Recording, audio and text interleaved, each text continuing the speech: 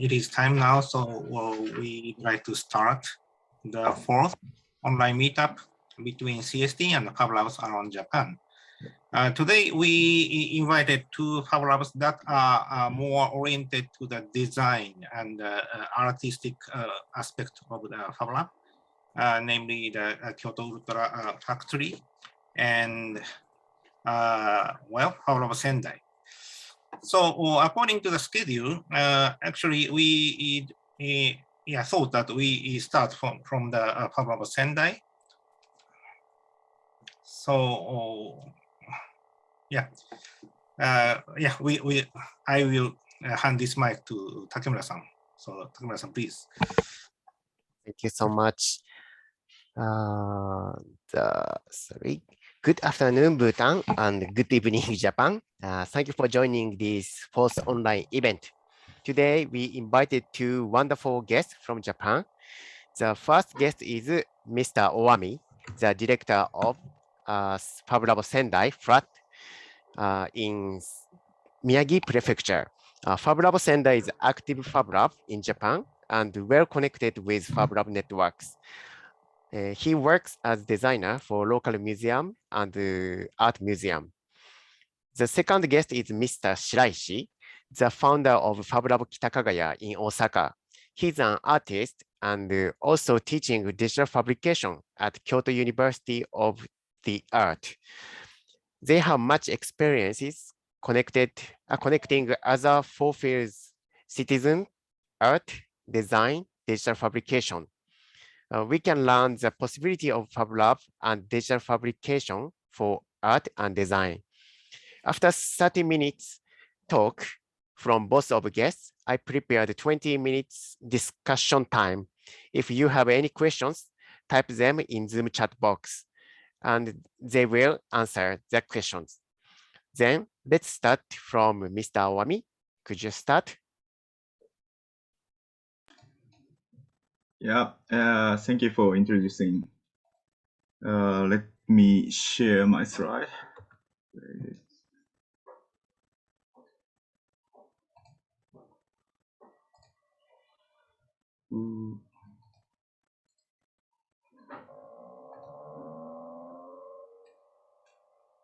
Yeah, can you see my slide?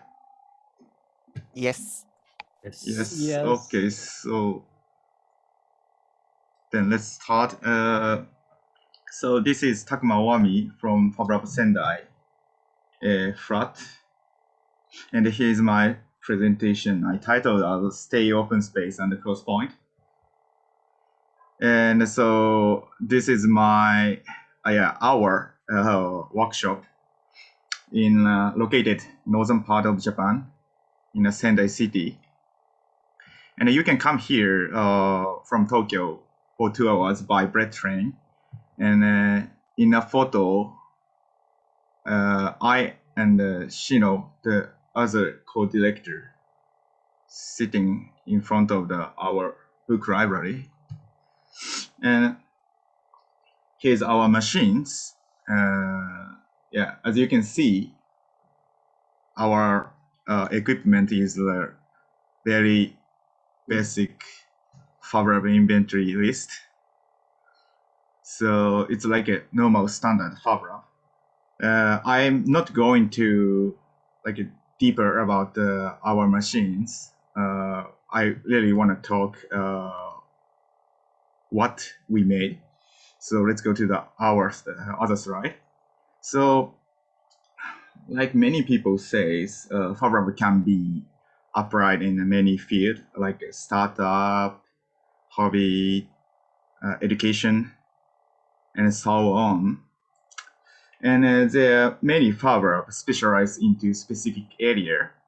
But in my opinion, it's better to accept as many fields as possible. So FabLab could be the cross point of the diversity and let's say friction heat by the cross point of the variety fields. That's why it gets hot, and that's why there is a possibility that unpredictable fun could be happen. So let me show some example. Each project was born of combination of not one field, but like 2 or more fields, or like a professionalism. And so first example is like a combination of a traditional craft and digital fabrication. Do you know urushi? Urushi is a natural resin you can extract from the urushi tree, and of course it's organic material as itself. But surprisingly, it can be make natural FRP by layering urushi resin and fabrics instead of using a chemical epoxy and FRP like this. So this is a material we made in our FabLab by layering urushi and fabric, natural fabric, so 100% organic material, and it can be cut with laser cutter nicely. So you can use as like a nice material in a FabLab, and it's like how can I say it? So you can make like these kinds of accessories or like a smartphone cover, and urushi is completely not conductive material, so you can use like a cover of a circuit board made from a small CNC machine. And this material is like urushi cured on a flat surface, so it became flat material. But if you make a 3D shaped mold like this, you can also create 3D shaped natural FRP lampshade like that. So this is like our one of well-worked traditional craft, like extended possibility by digital fabrication machines and software and skills. And second example is getting a little bit wilder. So this is a wild boar, and I saw the online article. There are also many wild boar in the Bhutan, and in Japan also we have a serious problem with these guys. So sometimes wild boar loot vegetable and fruits from the farmers, and of course it's like a product they have to sell to earn money. So it's cause a big problem. So hunter is needed to catch them in a hunting season. But the problem is like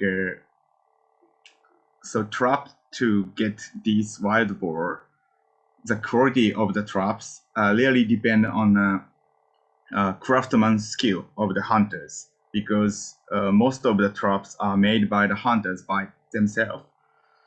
And so the quality of the traps is really, how can I say, not stable. So one of the like a user of our workshop made a 3D printed wild boar trap. It worked like this. So this is like a prototype, and it's also, the project is in a production phase, so it's already, how can I say, like a mass in a phase of the mass production, and it's also sold by the product, but it's prototyped by the 3D printing. So by the 3D printing, if you have the same data, you can print same quality of the trap whenever you want, and it's not related to the like a craftsman skill of the like a hand skill of the hunters. So hunters can get same quality of the traps, and actually it's worked, and they got wild birds in the season.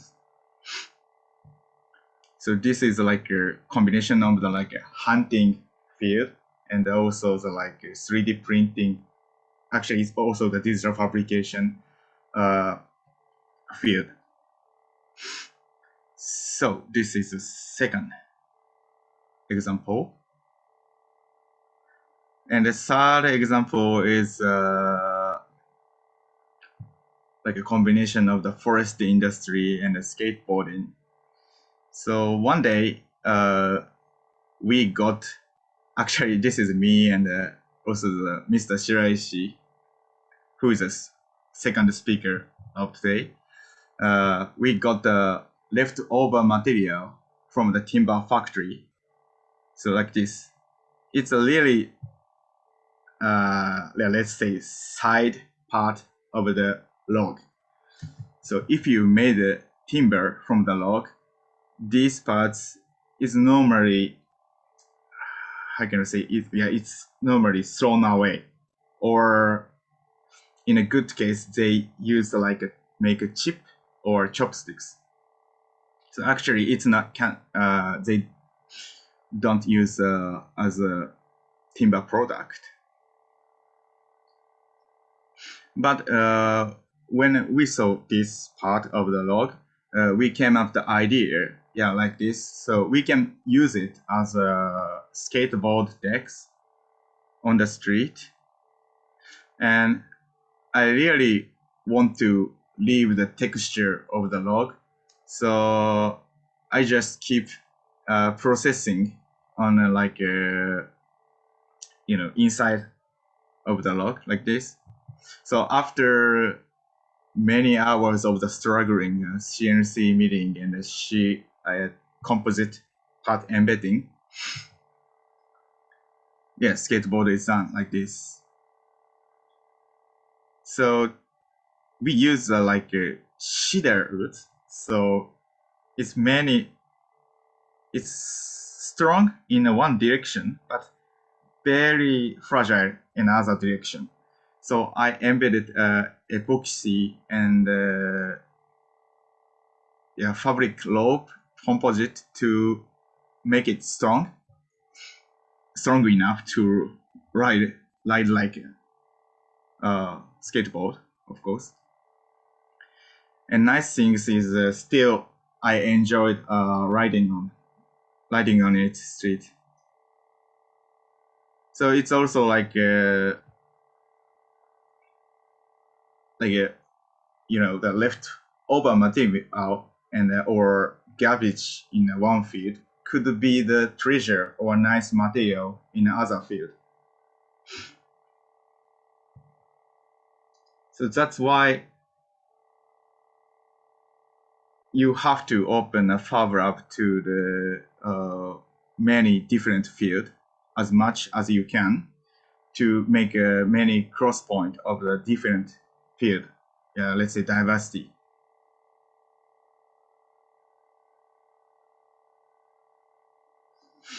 Yeah, like this.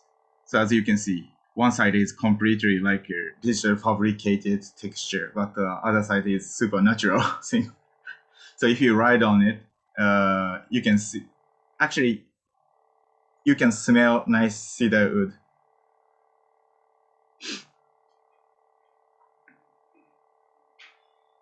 So these three projects, as you can see, each of them is like born in between two variety field. I can say it's nice result of a cross point of the many fields. But how the question is how you can make these cross points, right? If you have a nice machinery or wide space, these kind of cross points can't be born naturally. You have to put a bit effort on it. But how? there are many ways to make a cross point or touch point, but I think one of the good starting point is always sharing.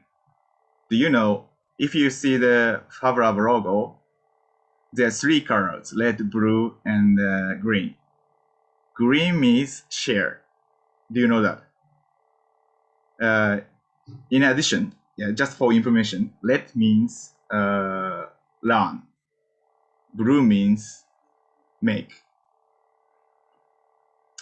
So we put effort to this factor, share. How? We always documenting. It's always pain, but you really need to document and share it. For example, this is our document. We have a documenting sheet near the entrance door of our workshop. So user can document what they made or what they find in our workshops through making prototypes by themselves. If you click like, okay, let's say UV printer, you can see many sample or result of experiments of the users in our lab. And it's uploaded to the Flickr, and you can see whenever or wherever if you have internet. So it's of course open locally, but also open to the globally.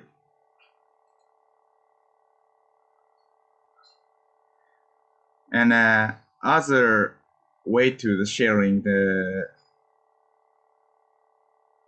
knowledge of your workshop. Let me introduce the example of connection with other makerspace and the FabLab in Japan. So we made not only the project, but also small tips and knowledge, including how to manage the workshop and how to maintain machines, and also like information of materials. Like this. It's covered not only the material and the machine, but also the software, also service we can use. This is like finishing 3D printing material. Like this.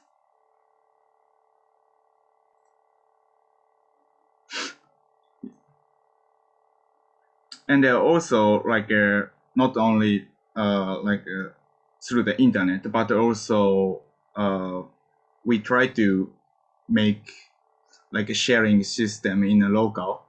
Luckily, recently there are about 7 workshops in our town, and nicely each workshop is close to the station of the metro. So actually you can use many workshops by take the metro. And each workshop has different equipment, like so our equipment is totally focusing on the digital fabrication, but other workshops is focusing on more big machine, like a shop board, and specific to the wood workshop. And other one is more printing workshop. So you can ask about like a graphic and also like a book binding design. And monthly, directors of a local makerspace workshop had a monthly meeting. So we share the information, but also like introducing the users.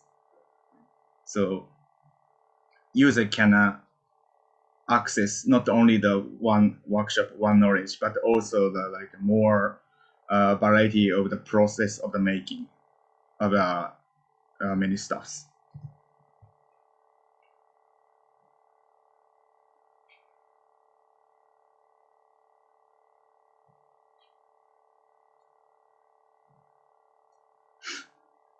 So here is my last slide.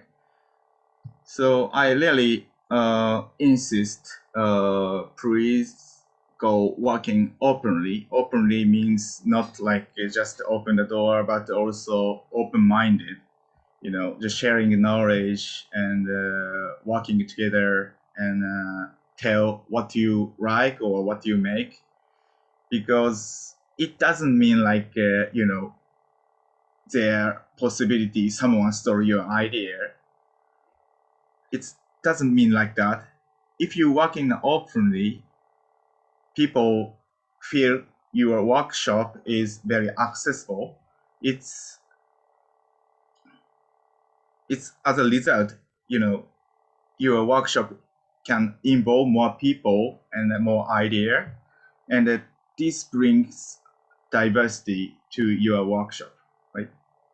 So don't be scared of working openly. You should work openly if you run a FabLab. So that's my last slide, and thank you for listening my presentation. If you want to know more about our project, yeah, just Googling and searching FabLab Sendai flat on Google. You can find our website. And also, I've heard like this slide will be shared, right? So you can check. Yeah, you can check the other website or other web archivement I introduced in this presentation. Like this is a hyperlink, so you can check later. So thank you.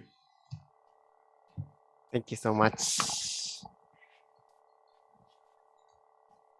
Yeah, we could learn a lot of tips for managing FabLabs and how to open for citizens, users.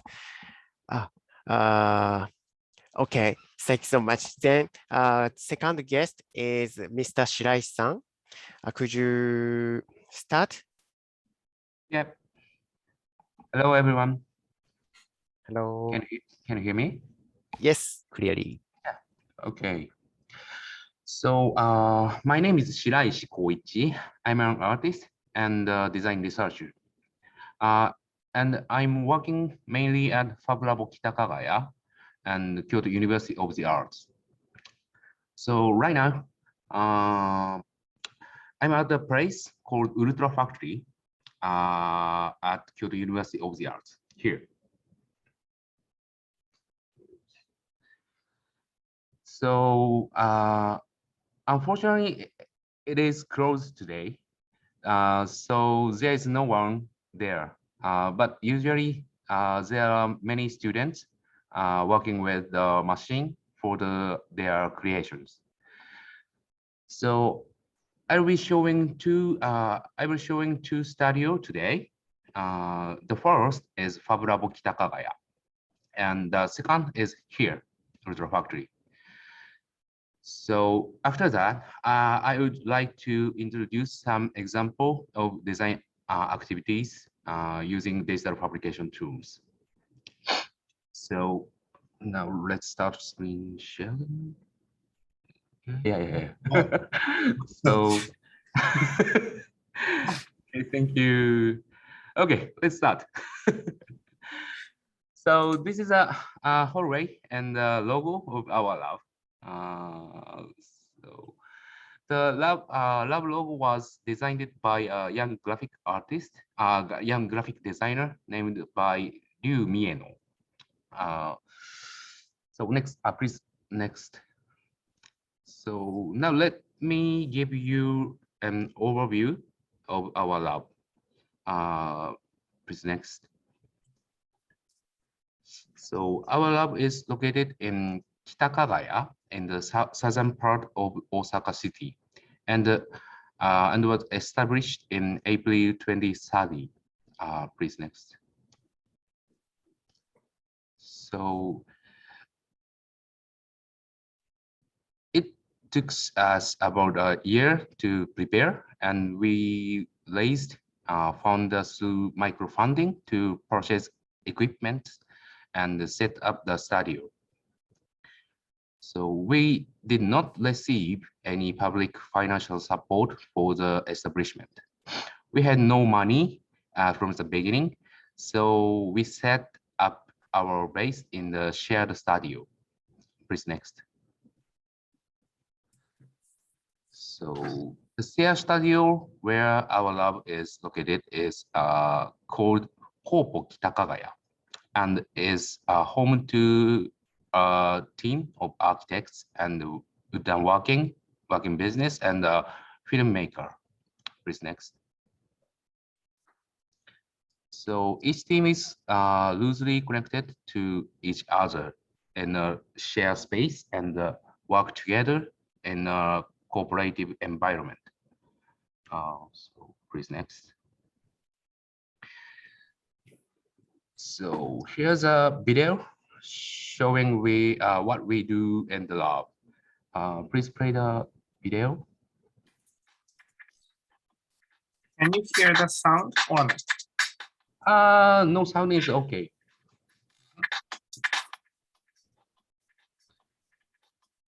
See the illustrator and the 3D printer.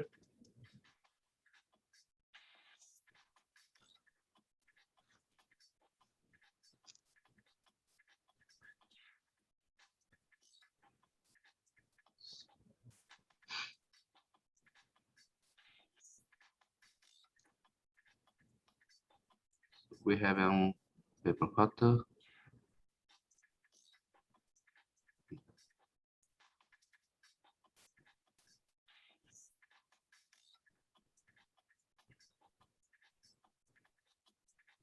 There's a cutting.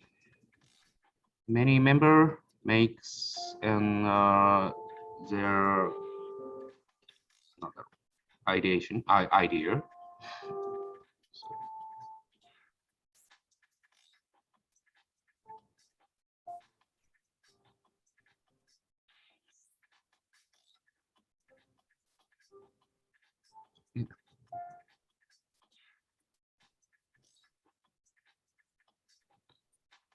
even big CNC machine we have.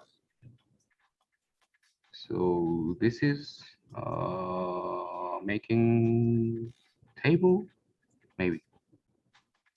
So yeah, assemble.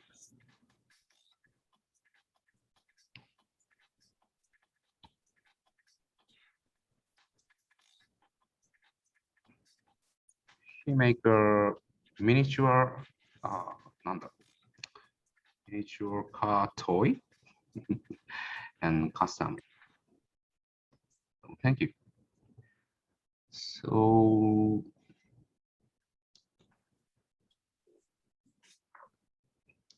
next, let's take a look at the management system. Please next slide. We have all the standard FabLab equipment. In addition, we have a unique operating system. Please next.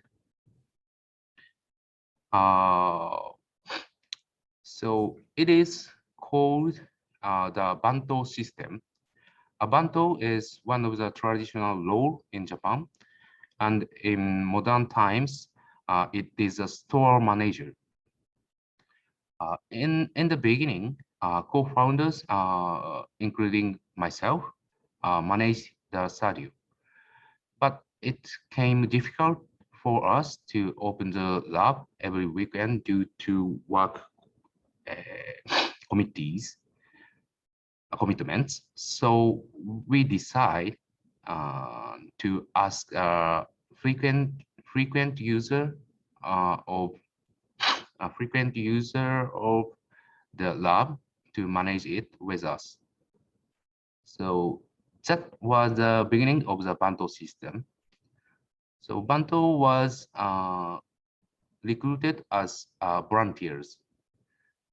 They are not paid, but in return, they can use the equipment for free when the lab is closed. So the purpose of this system is to support those who are motivated to create. So for young freelance designers, architects, and students apply to the program, and they have used it to prepare for studying abroad or to set up their own companies. Panto's job is mainly to manage the studio, not to be machine operator. So they consult with members who come to use their equipment. However, they do not ensure great results. By implementing this human resource utilization system, it becomes possible for the lab managed to be changed. Now, I also have a job to do at the university. I leave most of the management to the current Banto.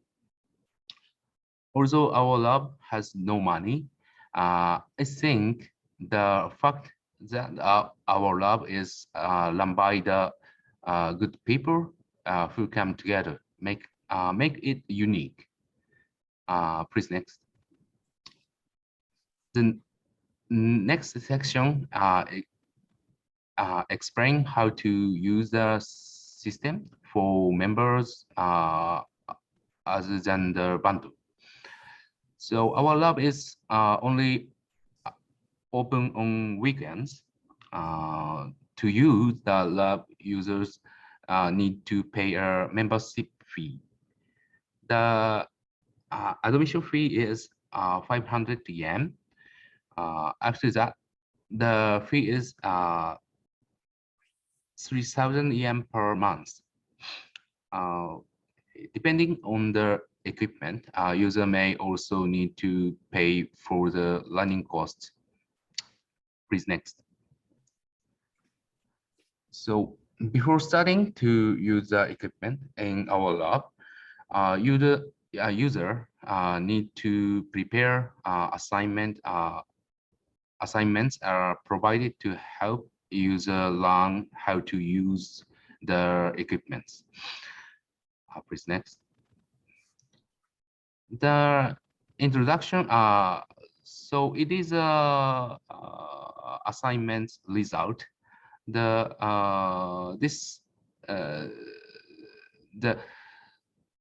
introductions are available on the making methods sharing site. We have made it so that the finished product can be used as a reference for each equipment. So left one is a 3D printer, and that is a laser and CNC and so on. So on weekend morning, we open up our equipment for free as a time to make assignments. The photo shows the actual nameplate. So please next. So in addition to these activities, we have held the FabLab Japan conference. Is next. And have been invited the museums and local governments to conduct production and research. Please next. It's held in Yamaguchi Prefecture. Please next. So we support to establish the FabLab Shodoshima. It is temporary lab.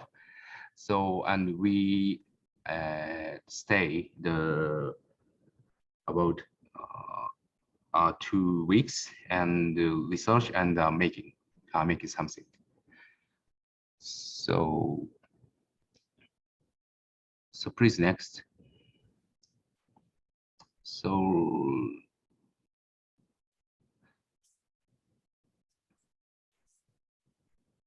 recently, our activities have been limited due to coronavirus, but we are sorry and happily running at X system to learning. Yeah. So next, I'd like to introduce the Ultra Factory. Please next slide now. So the Ultra Factory's motto is everything that can be imagined is possible. So please next. The study is open to all students of Kyoto University of the Arts, and practical project, it's called Ultra Project, and classes and researches and individual production are held. Ultra Factory is directed by Yanobe Kenji. He is a famous artist in Japan. So please next. So there are 3 technical staff with expert knowledge, providing consultation and technical guidance to support the student in their production. So please next. There's also an introduction video here. Please next. This is a metal workshop. In this picture is it is the artwork of Kenji Yanobe. So please next. It's a wooden workshop. Please next. Okay, it's skipped. Here is the studio. So we have many equipment. This is a laser cutter and UV printer, embroidery machine, a digital embroidery machine, and a laser cutting machine. So many students mark their idea. So using many materials, several materials. So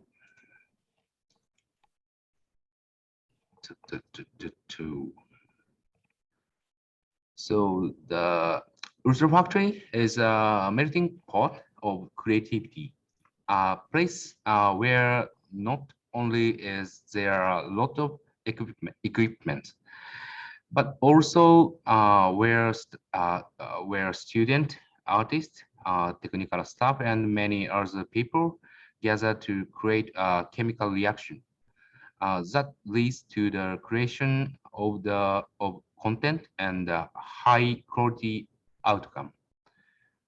So it's place that truly embodies a creative studio. So could you show my slide? So 29. This is an example of the process of making. In this diagram, the workshop is a place where a student can be involved in conception, prototyping, and production. So we believe that this is a basis of creation, and that we need an environment that allows rapid prototyping as many times as necessary to give shape to the plan devised from research. So in addition, we have the facilities and equipment to produce finished high quality products with new values. Please next.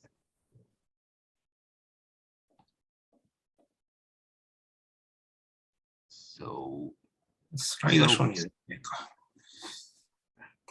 In order to make this process more efficient, we will prepare videos on the use of equipment. In addition, peer staff are highlighted and the support system has been enhanced. So at Ultra Factory,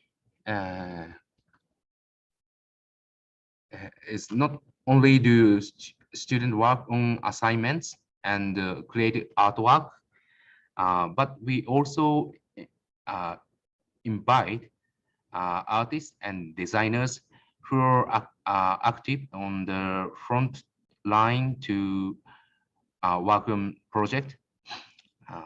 This project is called Ultra Project, and many students participate in it.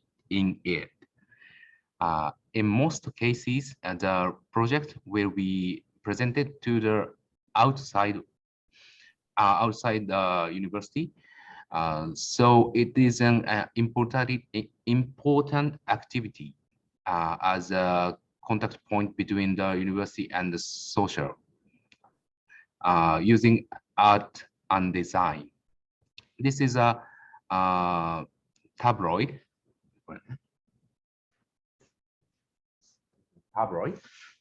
Yeah, it's so on the project archive published. So it's published every year. So this one is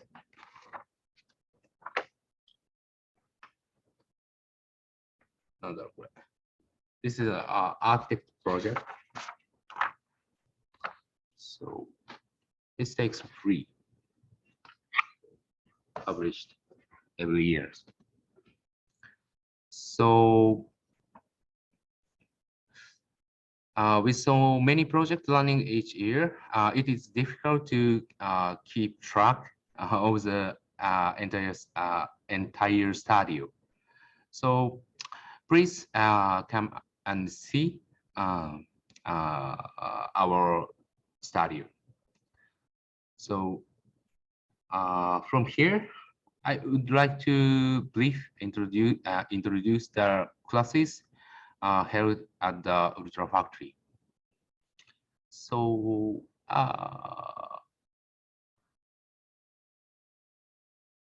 I show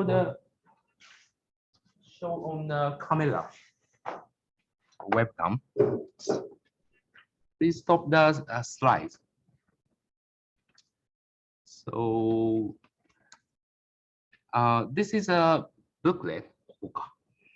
This is a booklet of works creation in the first semester of the first year class. This one. Yeah, making by laser cutter and the UV printers. So this class is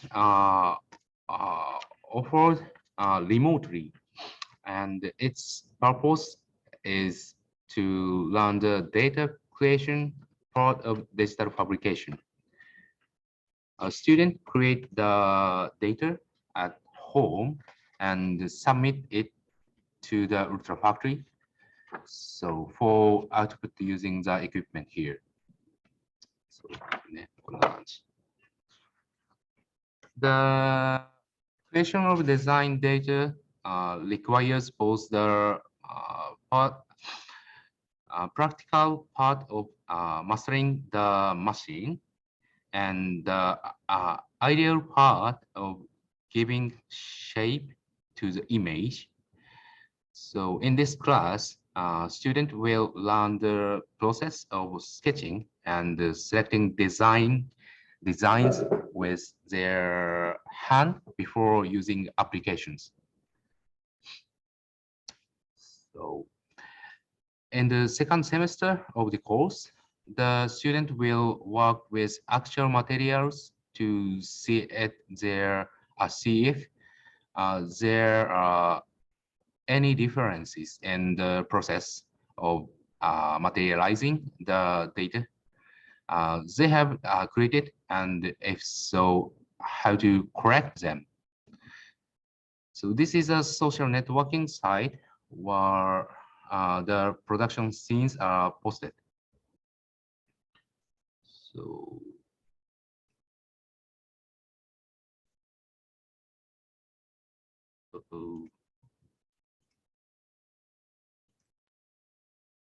can I see that? So can I see my screen? No. No. Okay. So I send a URL to chat. Wow, it's an Instagram. So, okay. Uh-oh.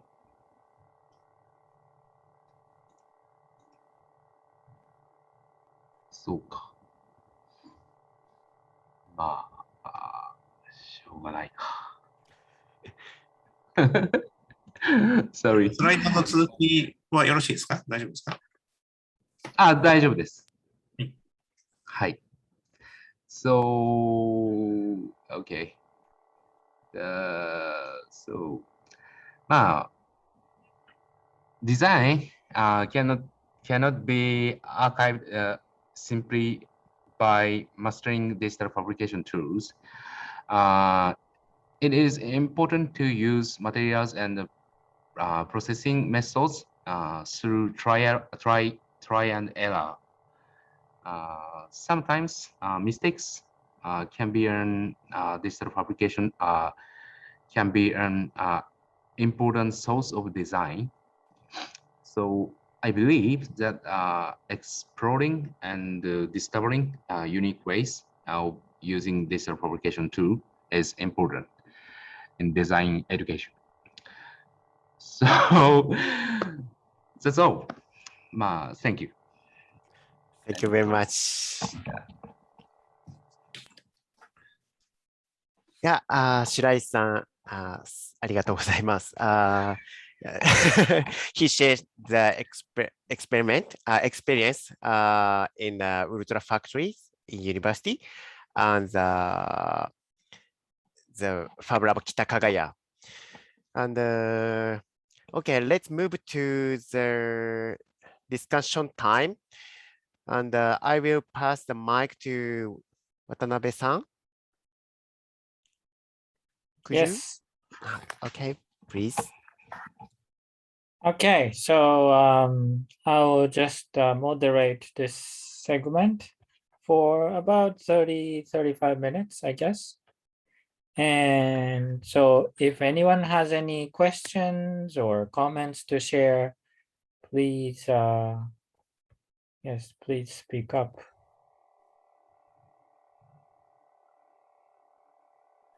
Yeah, we received many some questions in the chat yeah. box. Yes. So let me go from the last. Shiraishi-san, what form of your support FabLab received from university? Shiraishi-san, can you respond? はい。もし日本語でお返事するのがよければ、僕でよければ。今ちょっと、ごめんなさい。全然聞いてなかった。大学からはどんなサポートをFabLabは受けてますかって。FabLab？はい。ウルトラファクトリーの方だと思います。ウルトラファクトリーの方だと思います。はい。サポート。Ultra Factory is part of university. Yes.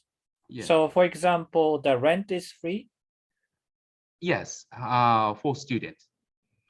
So as a lab, it doesn't pay university any rent. 家賃とか別に大学に払ったりはしていない。大学は払ってないです。No payment. How about staff salary? Staff salary paid from university. Mm. They are official staff of university. I see. So in one sense, the lab does not have to worry too much about the money because some of those major expenses are covered. But that might also mean lab doesn't have that much financial freedom.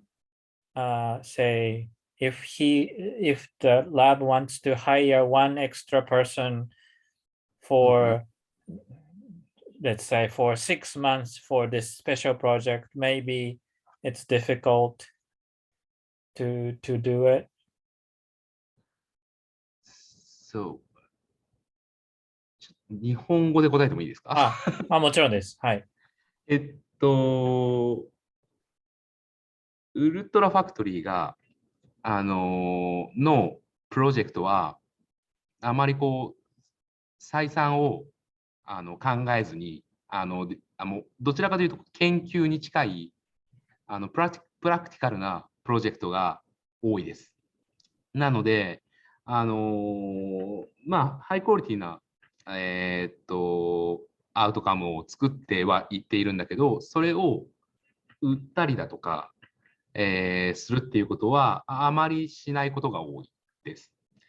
逆に、まあ、インカムがあるとするならば、共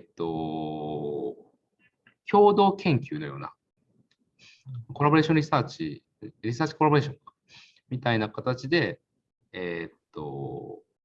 会社と手を組むっていうことはあり、それはでも、工房の運営ではなくて、プロジェクトのバジェットとして使われていることが多いです。はい。ありがとうございます。So, Shiraishi-san explained that the lab is not meant to be financially independent or revenue generating, but also the lab it's more like the lab is interested in doing research, producing high quality output, but there are sometimes corporate client sort of or collaboration with corporate people. So they provide some funding, and the university people use the lab to create some output. So that's the way sometimes money is generated, but again, that's not going to be a budget for the lab necessarily. It's more like for the project's budget. So yeah, that's the basic answer Shiraishi gave us.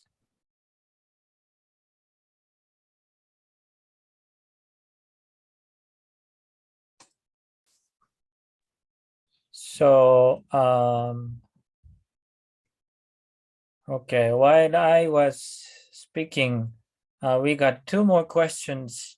So let's again get to those. What are some of the challenges faced while working with wood compared to plastic? I think this might apply both. Yeah, I think so. Yeah. Let me start. Yes, then. please. Yes. Okay, the big difference between the wood and the plastic is, I think, the existence of the fiber inside of the material, I guess. So if you work with wood, with CNC milling machine, you're really careful about like tool pass or this kind of stuff. Even you working with laser cutter with wood, yeah, I think you should really care about that, because wood contains hard part and soft part, and sometimes it's so problematical. And I guess plastic is I think Shiraishi-san is a better person to ask. So basically the material is kind of uneven, so therefore it's kind of tricky to deal with. That's the property of the woods. Yeah, wood for me, material. yes. Yeah, I often work with a milling machine.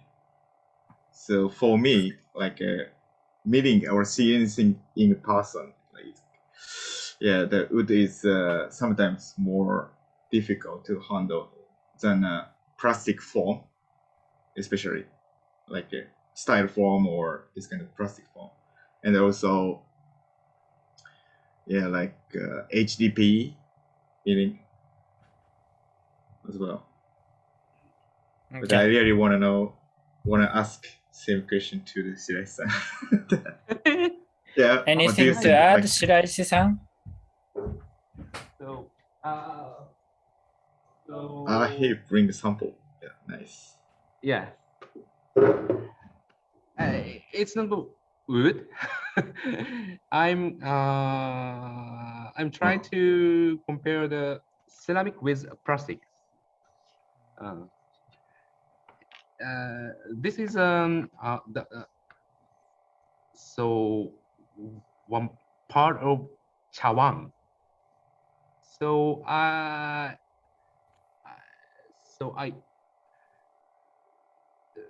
it's なんて説明すればいいんだろうな。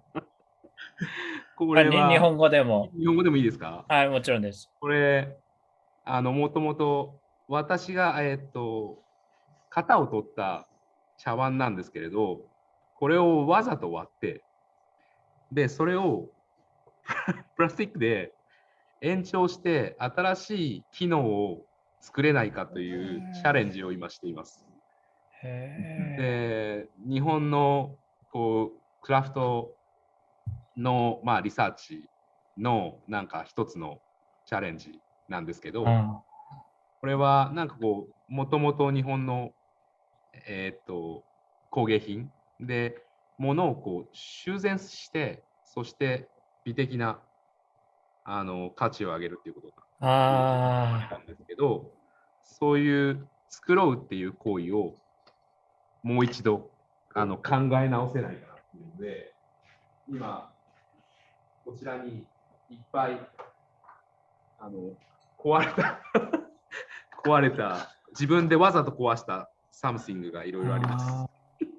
でそれをこう修繕してなんか新たな美しい形っていうのを探していけないか。で昔は大網さんも紹介してた漆とかでよくやられていたんだけれど、それを現代的なプラスチックとかシリコンとか他のいろんなマテリアルでできないかっていうチャレンジを今ちょうどしています。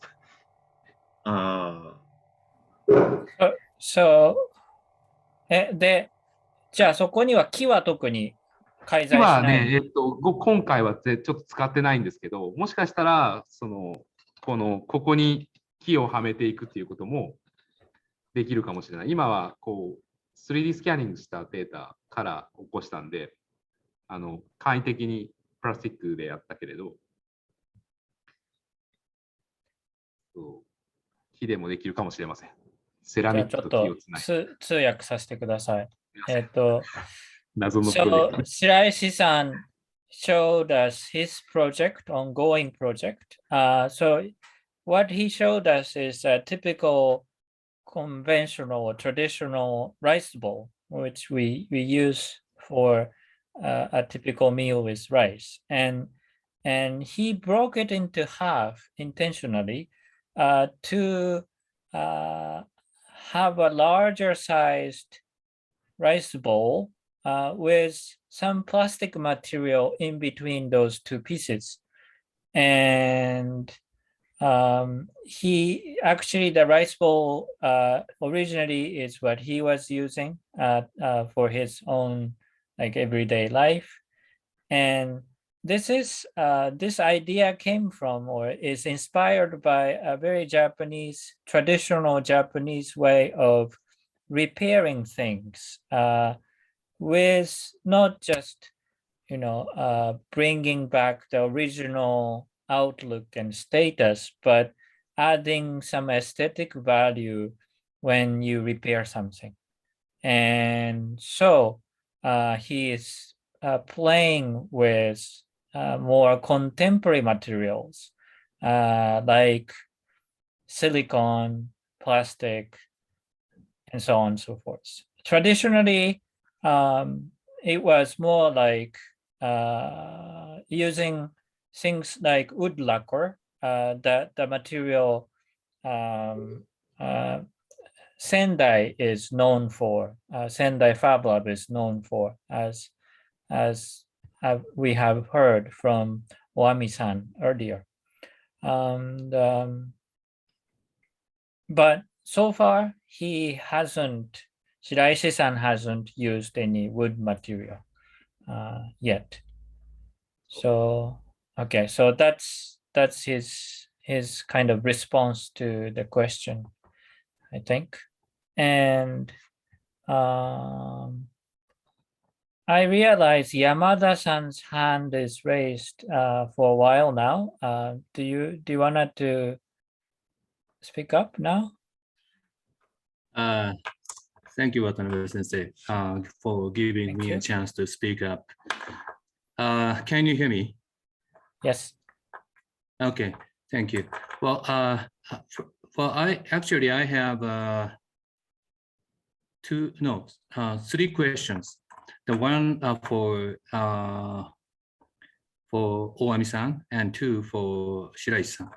The first question is about the frequency of the hands-on training of the digital fabrication machines that FabLab Sendai has been hosting. Before this session, I watched the website of the FabLab Sendai, and I was so much amazed to see the high frequency of the hands-on training session for the digital fabrication machines. For example, in December, just for the laser cutter alone, you are planning to host the 11 hands-on training session for the general users. So of course, for each session, you are going to receive up to four persons. So my question is, to what extent these the hands-on training session sheets will be filled out, and why do you host the hands-on training session so frequently? And if I may add, I'm also impressed much about your initiative of independent research club, and you it looks like every 3 or 4 months you host the independent research club so that the participants shares the process of their makings. So since you have mentioned that there are some other labs in your neighborhood, so I'm wondering if the participants of this international research club are participating from the different labs in your neighborhood. The first, actually, my question to Oami-san is not one, but actually the two. And for Shiraishi-san, the first question is about the FabLab Shodoshima that you mentioned. You said that you brought the digital fabrication machines to Shodoshima Island and spent 2 weeks to come up with some products. So I'm wondering how you are going to spend the 2 weeks to lead the participants to come up with about the ideas of the things to make, and actually they make those products in just 2 weeks. So so I'm wondering how you are going to schedule the program for the 2 weeks temporary Fab Labs in the Chodoshima Island. And the last question is more general. Traditionally, JICA has a very limited track record of working with an artist. So whenever we make something, we rarely attach the artist flavor to our work of the international cooperation. So, but at the same time, I observed that many artists are somewhat interested in the sustainability or the SDG kind of things. So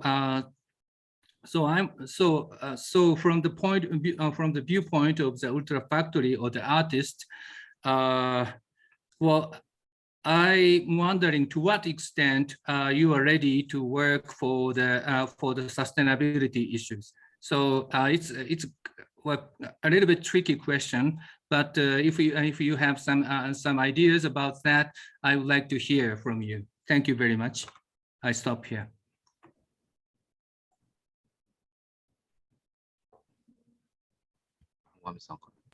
Okay, let me start. And about our lecture schedule, yeah, it's because this is our open day, and of course, not all of them is always filled in by someone. So if there are no participant in the lecture, we just cancel. So actually, yeah, in fact, half of them is just a cancel because no one just came up in the lecture. But I think if you want to use a FabLab and your FabLab is not held like a laser cutter lecture just for next 1 month, you know, it's not prototyping anymore. So I just give them an opportunity as much we can. So just fill in the lecture. Sometimes it's hard, especially like end of the year for the final project of the university student. It's like busy as hell, but yeah, but that's why I just put many lecture. And 2, independence research club. Thank you for the checking our website in detail. I love that event I organized recently. This is yeah, as Yamada-san told, it's a lecture like how can I say, like a meeting. You can show what you make or what you research or what you study, what you find with others. And yes, some of the participants from the other lab, even not from the same city, because it independent research club meeting is held in Zoom.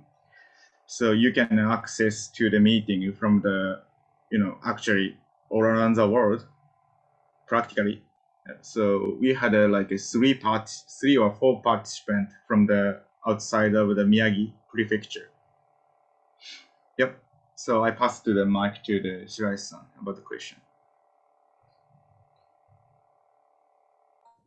またごめんなさい、日本語でもいいですかちょっと。はい。はい。そう、小豆島の方ですけれども、小豆島はまあ実験的に設立されました。で、私たちは地方自治体に呼ばれて、ファブラボを、2週間だけ作ったんですけれども、そこでの活動のほとんどは、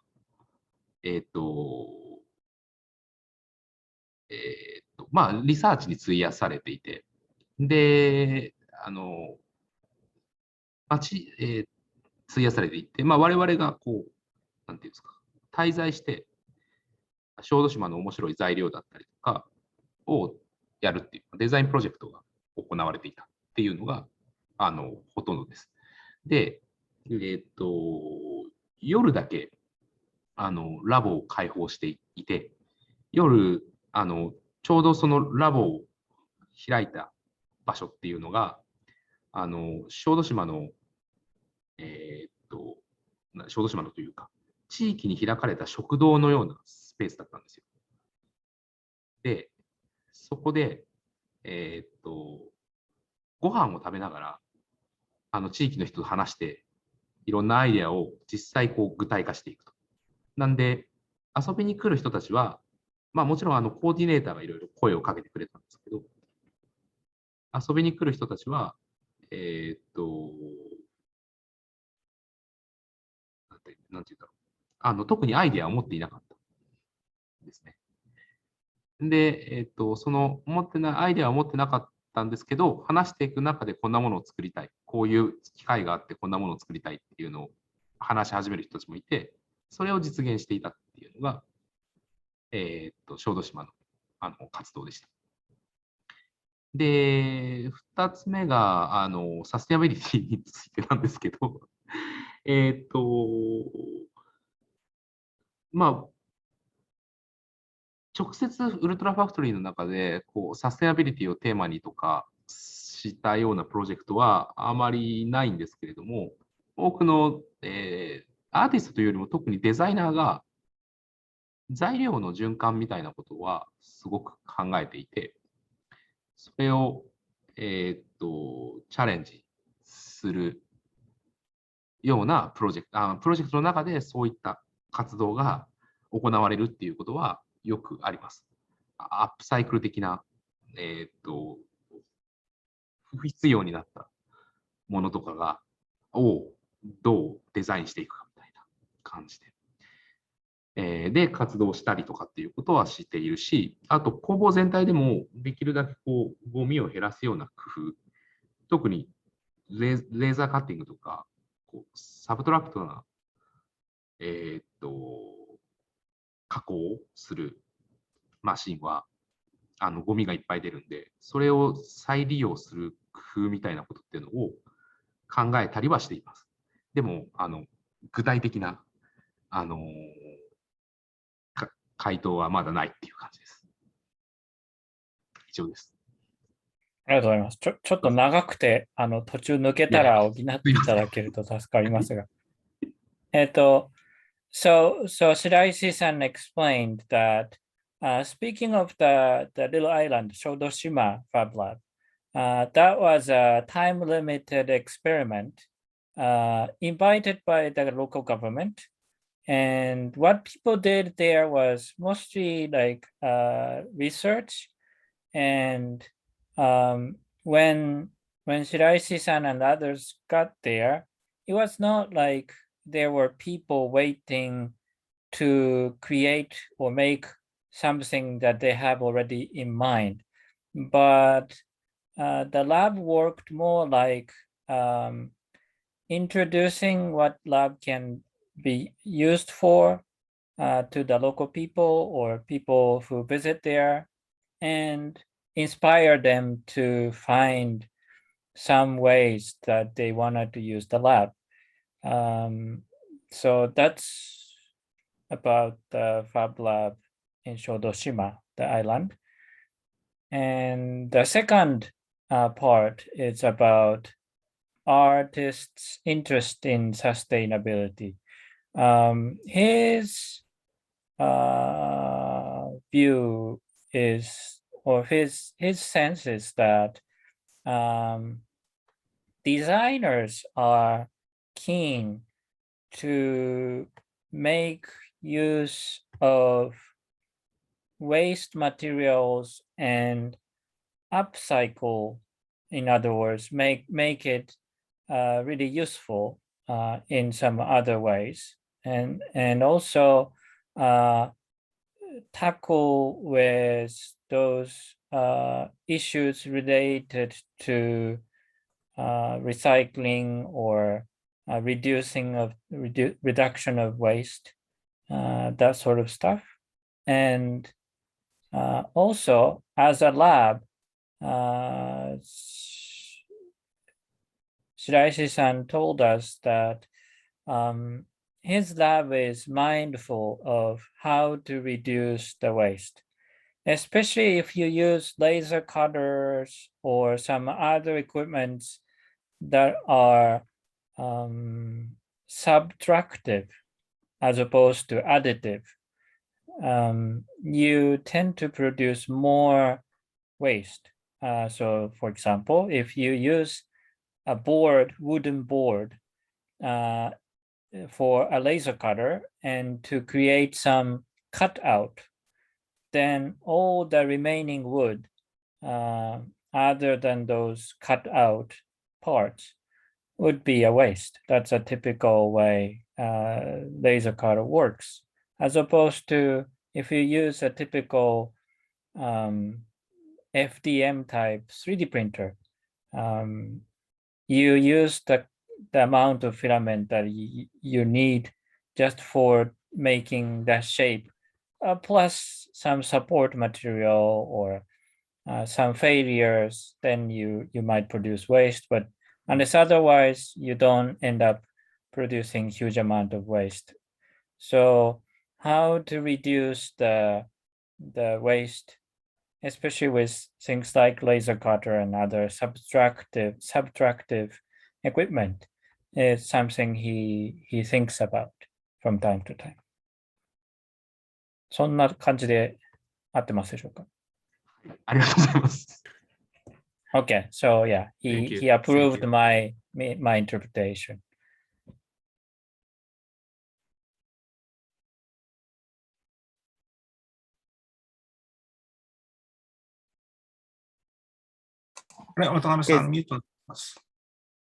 Oh, thank you.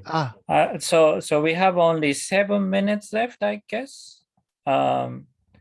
And as we answer questions, it seems like we get more questions than we answer. So it's a good thing in a way that this is such an engaging session, but I guess we have to face the fact that we cannot answer everything during this hour. So let me see.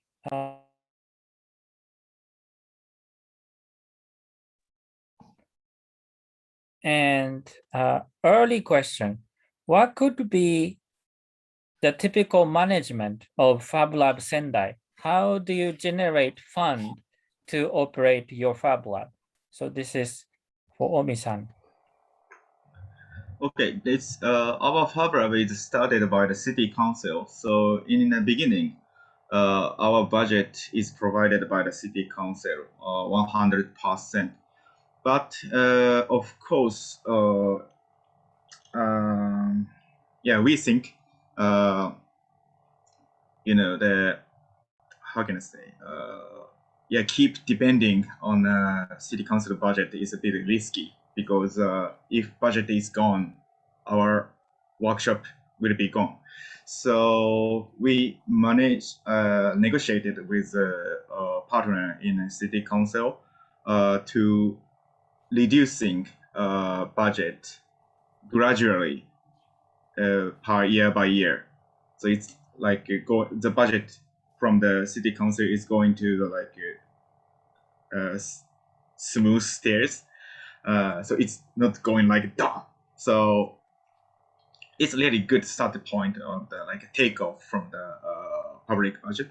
And we also start service of a prototyping for the university and company. And so now we are totally standalone design firm, let's say.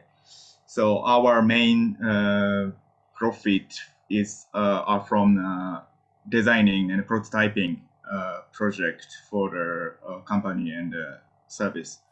So FabLab itself is surviving from the rental fee or using fee from the FabLab users. But the problem is it's not enough for our food, so humans' food, our fee, payment fee. So our payment fee is now really from 100% from the designing service and the job. Is it? I think it's answer to this question. So Yes, to maintain thank you. not only the machine and place, but also people working there, I think the FabLab staff also need skills. Yeah. Yep. That's it. Okay, so let me pick 2 questions and maybe each of you pick at least one to answer. Number 1, what's the relationship between FabLab and Industry 4.0? So that's question number 1. That's an interesting question, the kind of question that we haven't heard that many times. And number 2, now that Bhutan is getting many Fab Labs within the country, what would be your advice?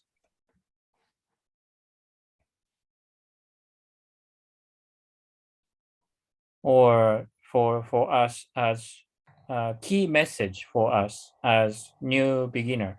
For example, can we plan for mass production, or shall we start just for learning or educational purpose?